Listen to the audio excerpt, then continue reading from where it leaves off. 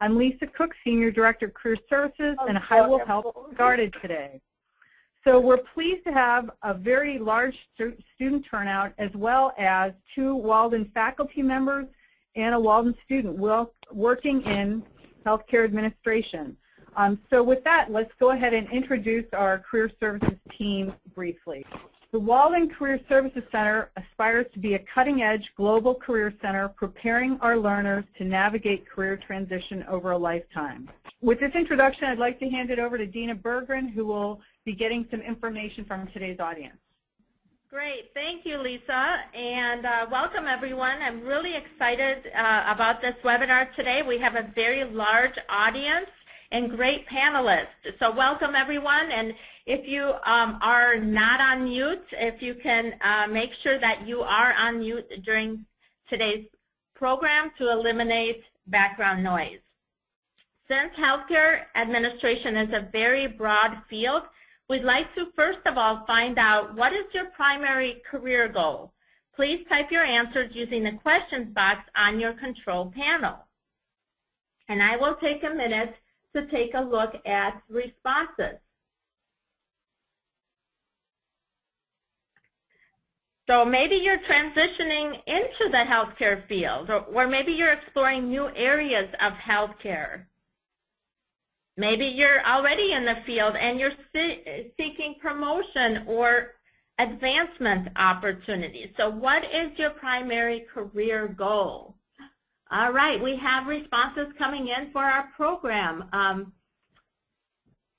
To ultimately become a healthcare administrator, to run a hospital or a large program, to become a COO, the right fit for my skills and my needs, a director of nursing, becoming a healthcare administrator or manager for advancement. So we have many people wanting advancement opportunities to ultimately also become a director within a hospital, work into upper management and seek promotion and advancement opportunities, and again, to become a healthcare administrator. So many different ways that you can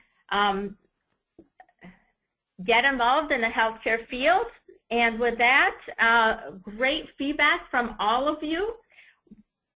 Let's go on to our agenda.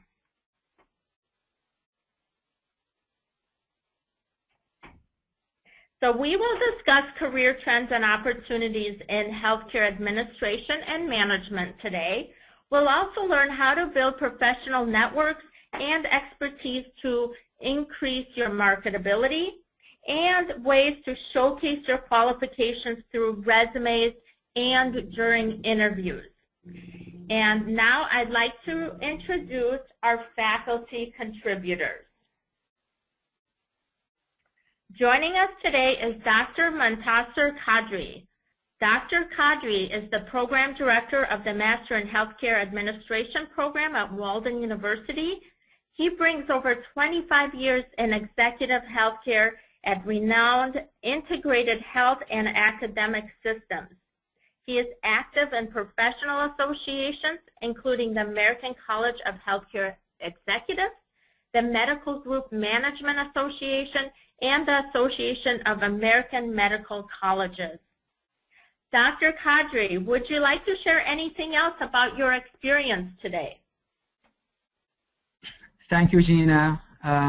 Good afternoon or good morning, everyone, wherever you are. Thank you for being here. I'm excited to be in this webinar, and I can tell you healthcare is really an awesome industry to be in, and I will share many ideas and news about healthcare industry and why it's going to be the future of the U.S. economy. So thank you, Dina, again. Great. Thank you, Dr. Kadrie. And I'd like to also introduce our next faculty panelist, Dr. Michael Corriere. And Dr. Corriere is a contributing faculty member in the Master's in Healthcare Administration program at Walden. He's also the Chief of Management Services at the National Institute of Health. He brings over 20 years of executive healthcare experience in the public sector including Navy Medicine and NIH. He is actively a part of the Project Management Institute and the American College of Healthcare Executives. Dr. Corriere, would you like to share any additional information about your experience, especially in the public sector? Oh, well, thank you, and thank you everyone for joining us. I'm excited to be here today. As far as the public sector, you'll notice that I mentioned Navy Medicine. I was a healthcare administrator for over 20 years, and I served in various roles as an active duty Navy officer, including earlier in my career as a CIO and later in my career as a CFO in Navy hospitals. And after retirement, I am now over at the National Institutes of Health, the National Heart, Lung, and Blood Institute, which is one of the 27 institutes here in NIH in Bethesda, Maryland. And you can see my Orioles and Ravens, so my Baltimore slant there. Thank you. Great. Thank you, Dr. Corriere. And joining us later in the program is also Ms. Sharon Roberts. She is a Walden University student who will share her career path in healthcare administration. And now I'd like to hand it over to Dr. Kadrie to discuss career trends. Thank you so much. As you know, the healthcare industry is really growing and booming these days. Imagine in the next 5 or 8 years, we're going to be talking about millions of jobs will be added. As of 2014, the share of the healthcare industry in the economic activities, the GDP, represent about 19%. Last year, the total expenditure on healthcare services in the U.S. exceeded $3 trillion. So healthcare is booming for multiple reasons, and we need graduates like you, managers, later leaders, to be really managing and providing the right, correct services to our customers, to our population. So the future growth is secured. We have multiple reasons why the healthcare industry is growing, and because of aging population, growth in population, new diseases, and new development. Please, next. So how is the healthcare industry changing? There are multiple trends, forces, and initiatives. First of all, we all know the healthcare cost is really escalating. And in the last 10 years, because of the aging population and new diseases, technology application, the healthcare cost is really becoming a major concern for healthcare providers, policymakers.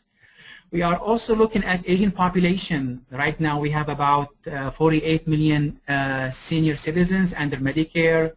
By 2045, that number will double. And we live longer, we have more chronic diseases, so there is shifting and changing in the healthcare industry. There is also business, socioeconomic, and global forces. We see right now employers are pressing the healthcare providers, to control costs, to find alternative way to provide healthcare services. The technology integration is really an awesome thing in healthcare, but also it can be having some adverse outcomes, such as the cost. Can we really afford the technology application in the healthcare delivery system? We are also looking at new trends in regard to quality. Patients, consumers, employers, even government policymakers, they are right now really focusing on the quality, transparency, and affordability aspect of the healthcare system. That's why we see the new mandate, the Affordable Care Act, and the Accountable Care Organizations focus on those quality, transparency, and affordability. The rise of healthcare consumers and consumerism. This is really a huge impact on the way healthcare has been delivered, and it will be delivered. Healthcare consumers are taking more proactive engagement in the way they are, wanting and demanding healthcare services. How many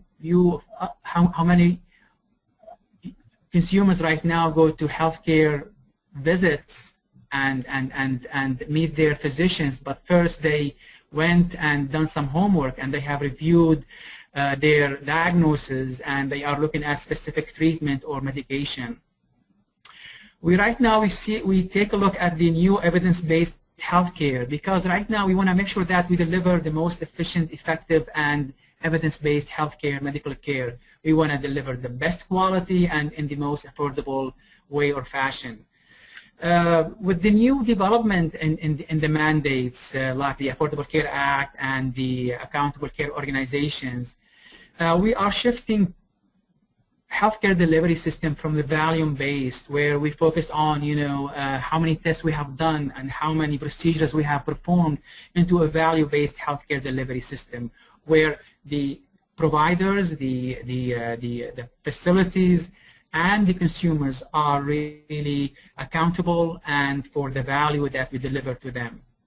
The bottom line is our healthcare system is focusing more on the prevention, primary care services, and the well-being and the life balance activities that healthcare consumers need to have. Next slide, please.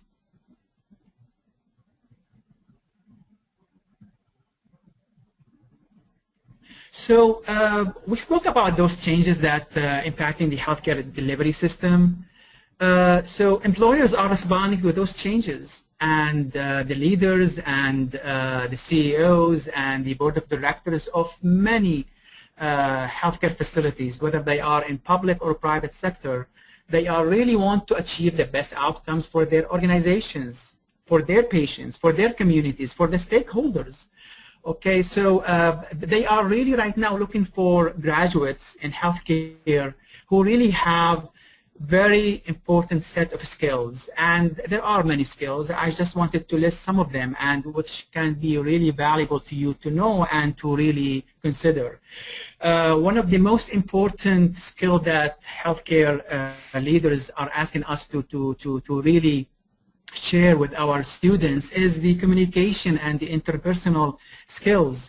It is really important. I talk to many CEOs, and I am active in very professional associations, and I go to meetings, and they said, we really need to train, and we need really to equip our students with the best communication and interpersonal skills, because healthcare is about connections, it's about reaching out to patients and to different stakeholders.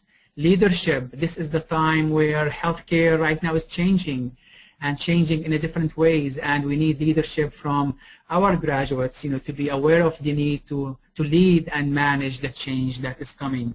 Being able to fit within the organization and being flexible and multitasking, as you can see, the potential to make more revenue in the healthcare system is limited because of the new regulations and the pressure on the reimbursement rates. So right now, we need to have we need to use our resources efficiently and effectively.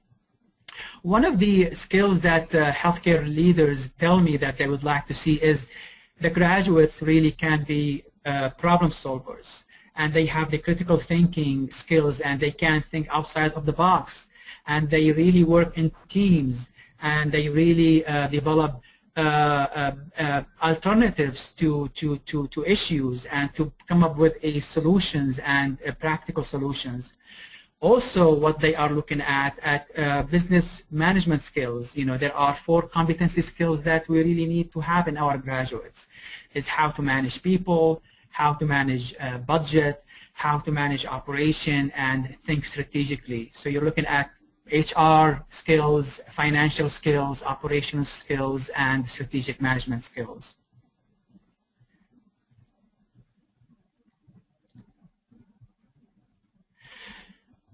Next, Dr. Corriere will provide his feedback about the federal government options. Thank you. I'm sorry, I think I need to talk about the healthcare settings.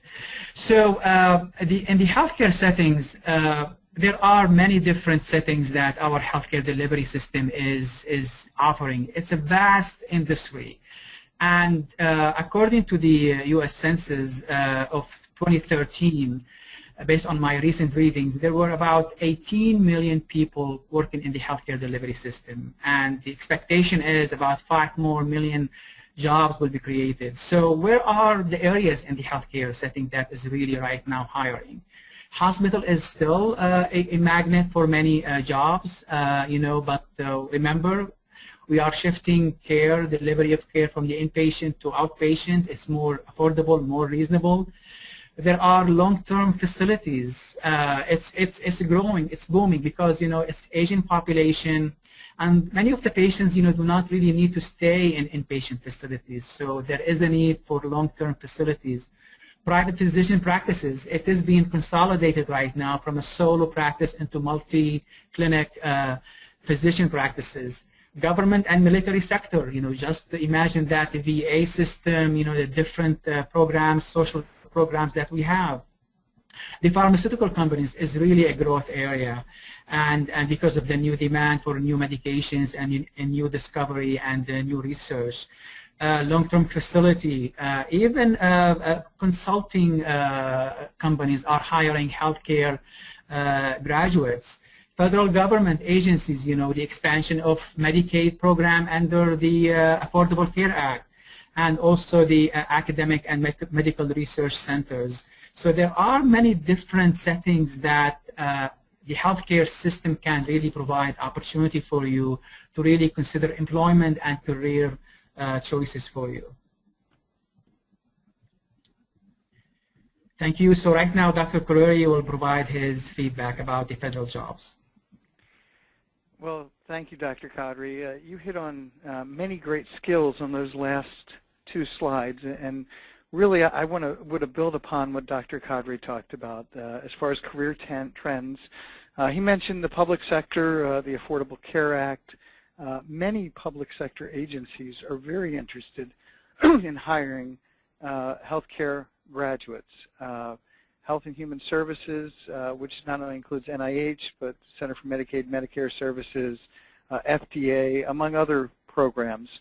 Now, what I want to mention is often when I talk about opportunities in the federal government, everyone says, well, that's just for veterans. And I want to dispel that myth.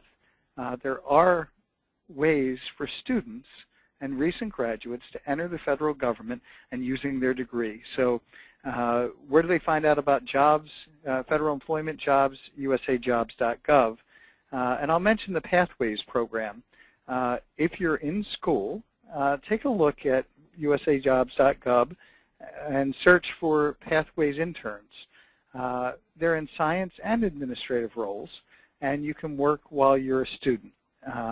There's certainly recent graduate opportunities here at NIH. We just had, we do it twice a year for Pathways recent graduates, and they're for graduates who their degrees in the last 2 years. If it's a master's degree, then it's 3.0 cumulative average, and it would be for a GS-9 position. One of the key things, I put a USA Jobs information link for students and grads in this slide, but one of the key things to take away is you actually have to read the USA Jobs announcements. You can't just look at the job title, because inside those announcements you'll see many of the skills that Dr. Kadrie talked about: business management skills, teamwork skills, critical thinking, problem solving, analytical reasoning and analysis. While the job title may not read healthcare administrator, it may read program analyst. It may read management analyst. And then when you go and you read that a program analyst, a health insurance specialist, a management analyst in the types of federal organizations in health and human services, those positions actually do exactly what we work with students on Walden to build up skills to be able to qualify for these kind of positions. There's also at NIH the summer internship program. It gives folks a chance to work with science and biomedical researchers. I mentioned before that I was in Navy medicine. One of the nice things about Walden that I want to mention is their accreditation. With Walden's MHA accrediting since their program is accredited, graduates would qualify to enter the Army, Navy, the Air Force to be a Medical Service Corps officer. And in the Medical Service Corps, in all three of the services, there's a healthcare administration track, and that's actually what I went through. So I think it gives you a chance to apply what you've learned at Walden to not only general civilian federal employment, which is available through USA Jobs, but also through the Medical Service Corps in any of the three services. Dr. Corriere, you are currently a high-level administrator at a health management agency. Could you share how you transitioned from your prior career in nuclear security to working for the National Institute of Health? Sure, and this is a really exciting thing that somewhat builds off of what I just mentioned. So when I retired from Navy medicine, I applied for a position as an operations researcher because analytical reasoning, analysis, the same kind of skills that we work with students in Walden's MHA program were in the job announcement at the National Nuclear Security Administration. So I worked there for about 15 months after my retirement from Navy medicine, and then the management services chief position opened up at the Heart, Lung, and Blood Institute. And to give students some perspectives, NIH is over a $30 billion year budget, and over 18,000 employees are here. My one institute in and of itself has a $3 billion a year budget. So these are pretty big organizations and really important organizations to advance healthcare. So I was honored to be able to transition into this role in management services at NHLBI, and the way I did it really was through USA Jobs, and I will acknowledge that a lot of the things that you're going to learn later in this brief about the importance of networking, LinkedIn, joining professional organizations, all those things certainly contributed to me finding out about the position and being competitive for the position. Excellent. Thank you so much, Dr. Corriere. And now that we've explored career trends and opportunities, let's share some ways to tap into your network. Dr. Kadrie, could you share with us why networking is so important? Thank you for the feedback, Dr. Corriere and Gina. Great feedback. I think it's great that our graduates have a graduate degree and they have the skills and they have built their resumes and their CVs, but also we need really to focus on networking. These days, most of the jobs are, acquired by networking, so you have to really expand your networking range, and you have to be connected with the employers, potential employers in societies, and that will expand your options and can really put your name forward. And you never know, you might get a phone call from attending a professional meeting in your local city, in your local area. So I highly encourage you to take this networking as a serious step for your career advancement. So right now, let's get some feedback from our audience. Great.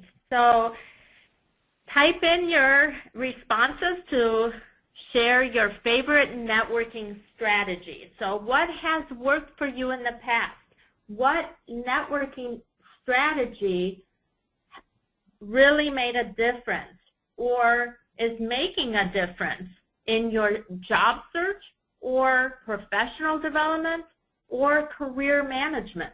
So I'm going to take a minute to see what responses are coming in from our audience. So please type in your responses.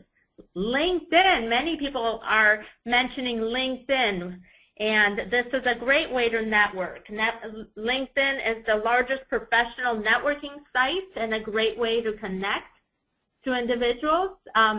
Career and job postings on websites, attending specialty conferences, so conference attendance where you get to meet other professionals, talking to friends who are in healthcare and staying in touch with prior managers? Absolutely. So keeping up those connections with former supervisors and colleagues.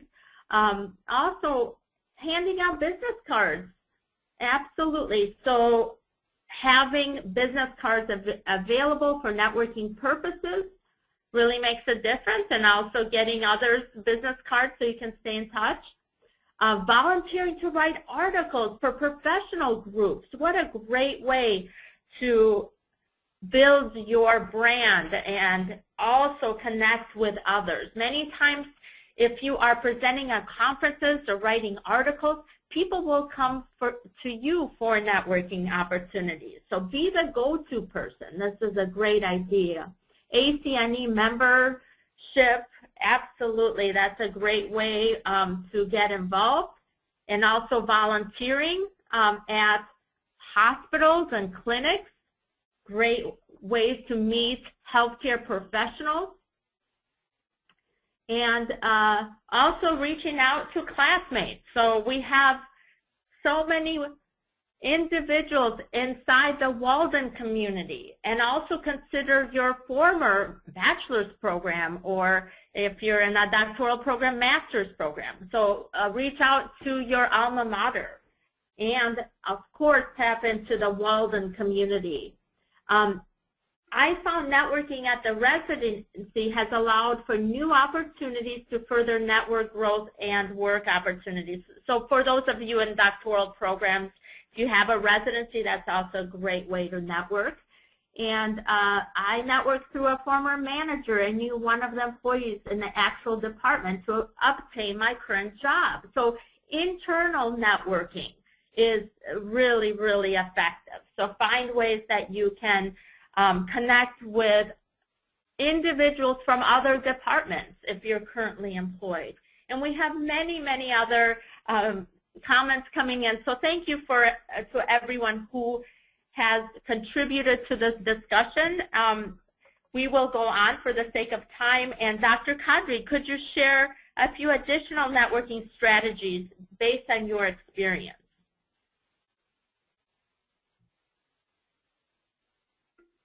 Sure. There are many, and I think you mentioned great ideas, supervisor, co-worker, volunteering. One of the things that I often do not see graduates do is when you achieve a certification, a new degree, talk to your local HR department. Inform them of what you have achieved, because they might later match you with a job within the organization itself. They know what's going on. They know the needs of the HR issues in different aspects. It's specifically if you work for a large organization or system where there are always needs. So always reach out to HR. I remember when I got my MBA in 1995, I went straight forward to my HR. I worked in a very prestigious hospital in Central California. It's a big hospital, and I said I got my MBA. And then, 3 weeks later, I get a call from a vice president within the university, within the facility, and he said, I'd like to talk to you. I just got your resume from HR, and I think we can have something for you. So as you can see, my dear students, please take the opportunity to network. You might want to also have a mentor, mentoring within inside your organization, or an external mentor can be a great help for you to do. So I'd like to talk about some of the networking resources that can be available for you. You have, if you are in healthcare industry, if you are in the healthcare management, or if you are in clinical aspect, you must really consider joining the American College of Healthcare Executives. It is the premier association that employers are looking for. I'm going to tell you my experience when I used to interview for positions and candidates. Those who have really the ACHE membership or any professional association membership, and they achieve membership or certification, have have impressed me, and I wanted to talk with them because it takes commitment from you. Do the LinkedIn. It's really a great source for networking. There are some other websites that you can really learn about resources, resume building, Career One Stop. It's the one that I use. I tell my kids to use it because she is in high school right now and she's preparing to apply for college. There is application for talent development, td.org, Working Mother. We have many students who really are parents, and they are busy, but this website can help you, achieve life balance and working for best companies. Also talk about familiesandwork.org, a great website that can help you, develop some skills and develop some aspect for your career. Excellent. Excellent, Dr. Kadrie.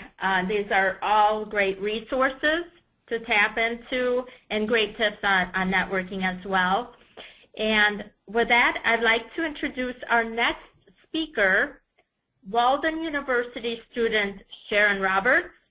She has joined us today to share her story in healthcare administration and management. And absolutely welcome, Ms. Roberts. And Ms. Roberts is a PhD management student at Walden. She is also a project manager at the University Health Network in Toronto, Canada. And she brings over 25 years of experience in healthcare administration, training, project management, and consulting.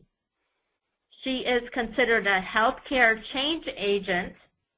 She is an organizational development consultant, conference presenter, and author. And Ms. Roberts, welcome, and we are very excited to have you here today to hear your story. To help us get started, could you share how you transitioned into healthcare administration and management? Thank you, Dina. Thank you, everyone.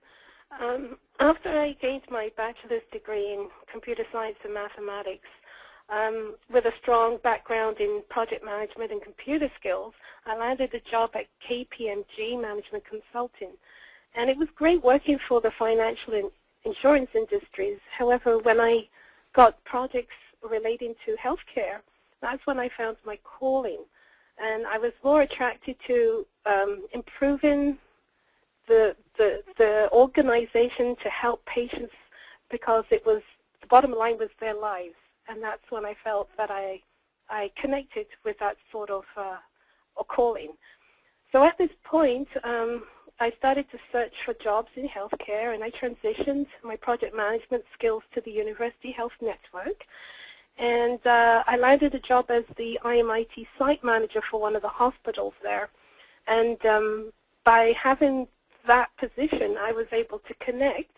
And it was interesting you're talking about connecting. I was able to connect to the entire organization because I did jobs that nobody else wanted to do. And I became the one-stop shop. And I worked with the senior vice president and the executive teams to create change in the organization on several levels, like pandemic planning, systems downtime, things like that. And I became knowledgeable not only about the stakeholders, but also the processes and the organization itself. And now I'm continuing my journey doing my PhD at Walden. That's great. It sounds like networking really played a huge part in your advancement, especially the internal networking that you were doing. And what additional networking and professional development activities helped you advance in your career? Well, definitely the conferences that I've attended certainly gave me exposure on a professional level. And I'm also a member of PMI. So Project Management Institute, so that gives me exposure on the professional organization level as well. Great, and I know you had also presented at several conferences. Can you tell us a little bit more about that? So, for example, the pandemic planning project was really topical at the time when we were, I think the world was experiencing an outbreak, H1N1, H1N5, and I developed a program that could facilitate antiviral distribution to staff to protect them against the virus while they protect and treat patients, and also redeployment of staff should there be the need to reduce service and just manage critical care in the hospital. And that was considered the first of its kind in our environment. So I was able to use the findings from the project and the processes that we developed and go to the conferences put on by Project Management Institute and use the conferences such as eHealth conference and International Conference on the Healthcare of Workers, and present our findings. And the project actually won Project Management Institute Year Award for Southern Ontario chapter in 2007. So that was good. Great. And within your organization, you have also become the go-to person, and currently you collaborate with many departments and give presentations. Could you tell us a little bit more about that? So as a change agent and I guess a knowledge expert, I have been committed to doing jobs, as I said, are pretty difficult, and it does take commitment and time, but also the opportunity to think out of the box and be innovative. And I've led several jobs relating to IT, like systems downtime, preparing the downtime procedures for the hospital and so forth. But I've also had relationships and connections with the hospital at multiple levels. I volunteer, I do presentations, I sit on multiple committees, I chair multiple committees, and I work with cross-functional teams. And in that way, that gives me the exposure, but also gives me the opportunity to learn more about the organization from different perspectives. And that's what I bring to the table. And apart from attending conferences and so forth, I'm also working on publishing a book from my MBA thesis that has proved quite a topical presentation right now. Great. It sounds like you're involved in many different professional development activities, along with really taking initiative within your organization. And this has resulted in your advancement in the healthcare management and administration field. And Ms. Roberts, what advice would you give Walden University students who are interested in the healthcare administration career? I would say find a niche for yourself.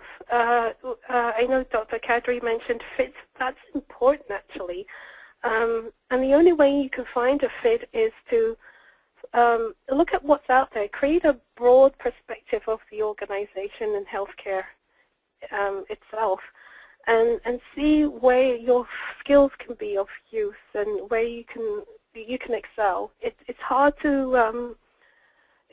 to be in healthcare and not be passionate about it. And if you don't have that passion, it's going to be really, really difficult. I would say if you recognize that healthcare is not only going to be growing, but at some point in time you or your family is going to need the healthcare services, what would you like to see better? What would you like to improve? And if you can offer your skills in that area, then that's where you need to be. If you can also find a mentor to guide you along the way, that also will help, because I've had the opportunity to have a mentor to guide me, get me out of the weeds, so to speak, and see the big picture. And also to recognize that you have skills, and those skills can make a difference in somebody's life. Wonderful. Thank you so much for sharing your story today and for joining us on this program. Thank you very much, Dina. Absolutely. And now I'd like to offer a few tips on how to showcase your qualifications for opportunities in the healthcare field. Prepare for your next opportunity by creating strong application materials. These materials need to highlight your strengths, achievements, experience, and skills. So remember that your resume is your marketing tool. Maximize your chances of success by applying these strategies. Take time to assess your skills, your strengths, and your experience, and review the key qualifications in the job posting for the position that you are targeting. Research the employer, their mission, vision, website, departments, challenges they face, and also research the employees who work at the organization. With this information, showcase your brand, or what makes you stand out over other applicants, what makes you unique, and incorporate industry keywords and buzzwords into your materials. Highlight your many accomplishments and transferable skills, and finally, remember to tailor your qualifications to the needs of your potential employer. How do you bring these strategies into action? Here is a sample resume for a clinical administrator position.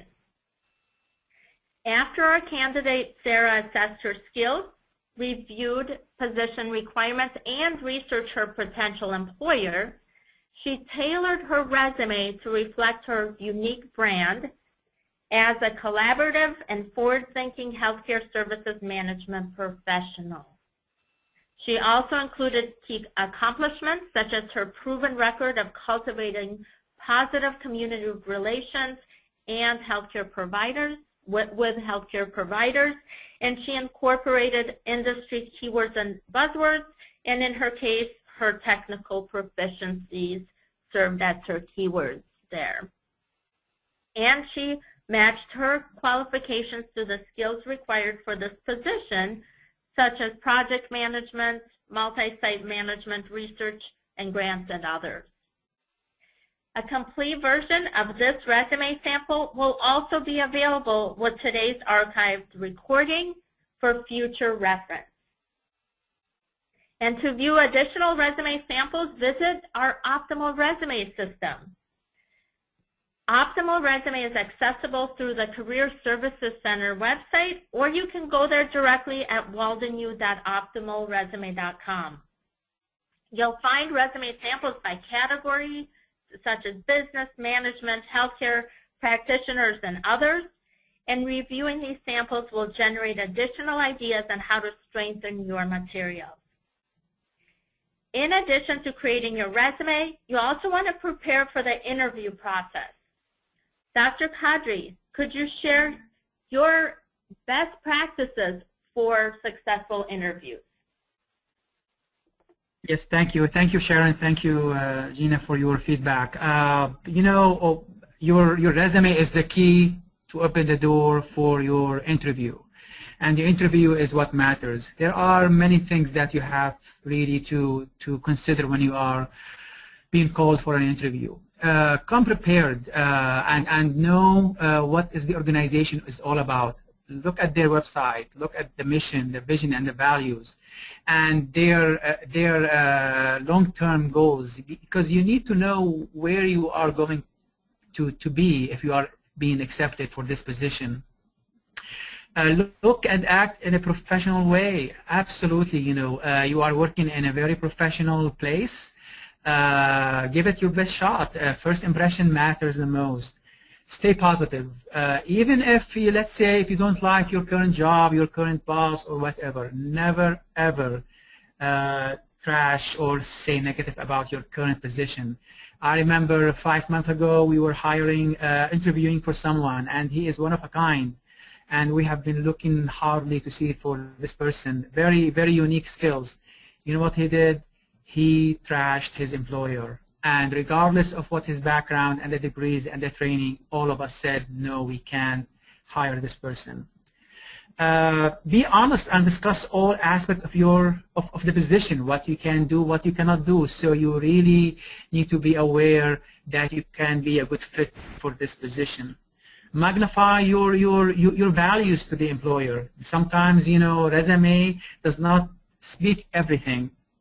And always, always after the interview, send a thank you letter or email, very short and sweet, thanking them for the time they spent with you and asking them if they have any more questions. So those are really best practices that I'd like you to consider when you are going for a job interview. Dr. Kadrie, could you share a time when you interviewed a candidate for a healthcare administration position and he or she really made a positive impression on you? Absolutely. I remember 10 years ago when I used to work for at Yale University, and we were hiring for a director of laboratory improvement. The job requires an MHA program or an MBA, 5 years of experience, you know, skills in Six Sigma and operation management and project management. And the salary 10 years ago was about $150,000 plus benefits. So it was a good, generous salary. So we had many resumes and we interviewed about 10. One of them stood out. She was really impressive. So I asked her, you know, she went through the second interview and we want to make a decision whether to move her to the final interview with the CEO of the hospital. So I asked her very tough questions in terms of, you know, technical skills, and I was looking for one area. I said, if she can give me the answer, that would be good for me. So not only she gave me answers, and she proposed answers, she gave me also alternatives. So she was thinking outside of the box. She was thinking about problem solving. She was using critical analytical skills. Those are the skills that I provided earlier in the webinar. So we were impressed with this person, you know, not only providing solutions, but giving us alternatives. And guess what? Because of her idea, we really were able to use it, and it saved us millions of dollars. Eventually, she was hired, and she is a very successful person right now. This is a great example, Dr. Kadrie, and it sounds like she also did her research on the organization and was very prepared with questions as well. Great. Thank you so much. And now I'd like to review a helpful tool to practice interview skills. Optimal Resume's interview prep function allows you to practice interviewing by holding mock interviews and recording your responses to tough interview questions. So utilize this wonderful tool that we have through Optimal Resume. After you set up your accounts, you can also enter the interview prep feature, select your interview type, and begin practicing your skills. You can see here in this example, the type selected is behavioral interview, which includes questions about past behavior, such as describe a time when you resolve a conflict with a coworker. So practicing these types of behavioral questions can really help hone your skills. Take advantage of the system, and now that we've discussed career trends, networking, and showcasing your qualifications, let's go ahead and get some questions from our audience. Please type in your questions for our panel today using your questions box.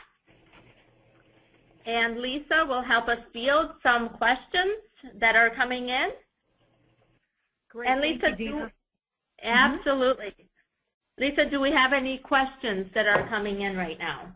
Actually, we have quite a few questions coming in right now, so I'm going to try to pick the ones that are the most common coming in. So first question, how can I go about applying for a job in healthcare management without any real experience? Doctor, go ahead. Yes. Quickly, I would like you to consider volunteering for some healthcare facilities. I live in Houston. We have many healthcare facilities, and I have students who would tell me, you know, I don't have a healthcare experience. I would say, do some volunteering first, and when you are good, they really gonna give you a chance to maybe working part-time and sometimes full-time. I have referred 3 students to volunteering services in some facilities, and right now they have full-time job, managerial jobs. So there are options. Also network, join membership in associations. Even if you don't have healthcare background, you might meet someone and share your resume. They might see something in you. Remember, healthcare industry is becoming like any other industry. They want people from different background to come to the healthcare industry to help them out implement best practices. Great, thank you. Are there any certifications that one should earn as they finish their MHA degree to be more competitive? It depends what you would like to be. If you are going, let's say, to focus on quality, operational improvement, maybe it is the Six Sigma, the project management. If you are in HR, maybe you want to focus on the HR certification. If you want to be in finance, maybe you want to focus on some certification in finance. But it's a great combination, great package when you have healthcare experience, graduate degree, and certification. I can share with you stories about people, students that I know that I referred to and I helped, you know, they got certification after their MHA and their salary doubled right away. So there is huge demand for a graduate degree and a certification. Great, thank you. Dr. Kadrie, you mentioned a number of fields that fall under healthcare administration opportunities like finance and HR. This student asked if she's interested in community health education and community development. Would that fall under healthcare administration? What a great question. So today I am in San Antonio attending a summit on a new course called Population Health for our degree that will be launched very soon. And the focus has been on how we can get our graduate to be involved in community assessment projects. Because of the Affordable Care Act and the shift from individual to population health, there is going to be a tremendous opportunity for graduates in our program and from different programs to really involve in projects that cover the needs of the community and the population needs. So stay tuned, you will see it. Every single organization anywhere in the U.S. must do it because we are moving from an individual healthcare system into population healthcare system, and there is going to be many, many opportunities. Terrific. And one more question for Dr. Kadrie. Is there a plan to start a Doctor of Healthcare Management program at Walden? And if so, when would that start? Thank you. We have really started a program in the DHA Healthcare Administration. It's already started, and I'd like you to visit the Walden website. It is really a great program. It's been launched as we speak, and it is a complementary or a step higher than the DHA. Great, thank you. Now I'm going to switch gears and go to Dr. Corriere because there are a couple of questions about his military experience. And so one question, do you have to be a certain age to go into the Medical Service Corps? Actually, it's usually not at the lower end. It's usually at the higher end with age waivers when you begin, and it's somewhere in the 20s, and I don't know off the top of my head, but if you Google any of the services, Medical Service Corps accessions, you'll see all the details, and the key piece usually is the qualifying degree, which Walden gives you. Great. And then a second question, do military medical personnel need to go through boot camp and have overseas duties? Very good question. Actually, it's not boot camp, it's officer indoctrination school. So it's far different than boot camp. And yes, unless they've gone through a military academy or ROTC program, there is an officer indoctrination school. And yes, every couple of years in the military, regardless of service, we get the opportunity to move around the country and the world. Personally, I had the opportunity to serve as the CFO of our hospital in Naples, Italy. So when people normally would say, ooh, I don't want to move overseas, it's actually really exciting and a really positive experience. Great, thank you. And just want you to know you have a fellow Ravens and Orioles fan in the audience today, because they said, oh, Ravens and Orioles, so I just wanted to share that with you. I'm going to move to Sharon and just ask, Sharon, do you have any advice for what someone might include in a resume when they don't have a lot of experience? Any advice on that? Well, volunteering definitely. Not a lot of experience. Whatever accomplishments they've achieved at school, at university, that can stand out for them. Clubs that they've joined, activities that they participated in. I hope that's okay. Great. Okay, thank you. And actually, I think we're just about out of time. So, Dean, I'm going to hand it back to you to wrap up. Great. Thank you, Lisa. We had so many great questions today and a very large audience. And I will go ahead and conclude today's program for us.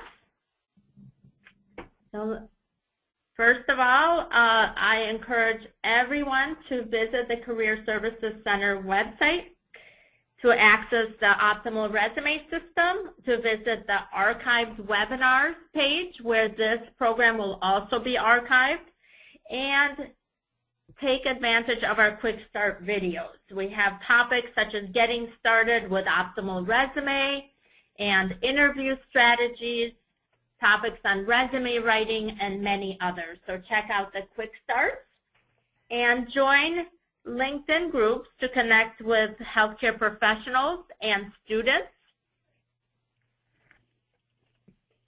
And here are 3 LinkedIn groups you may want to consider, and there are many, many more out there. So join LinkedIn groups to stay connected. We also have over 70 archived webinars related to job search and career management topics. And a few are featured here, such as maximizing social media, strategic volunteering, and navigating the federal hiring process, together with our job search support series. And connect with us by joining us on LinkedIn, following us on Twitter and Facebook, watch videos on our YouTube channel, and read student success stories on our blog. And don't forget, you can access career resources on our website and also ask questions by emailing careerservices@waldenu.edu. As we wrap up the webinar, we would like to leave you with this thought by Jane Goodall. What you do makes a difference, and you have to decide what kind of difference you want to make. We encourage you to be proactive in your career as you make positive contributions to the healthcare field. I'd like to, at this point, thank all of you for joining us here today. A very special thank you to all of our panelists, Dr. Kadrie, Dr. Corriere, and Sharon Roberts.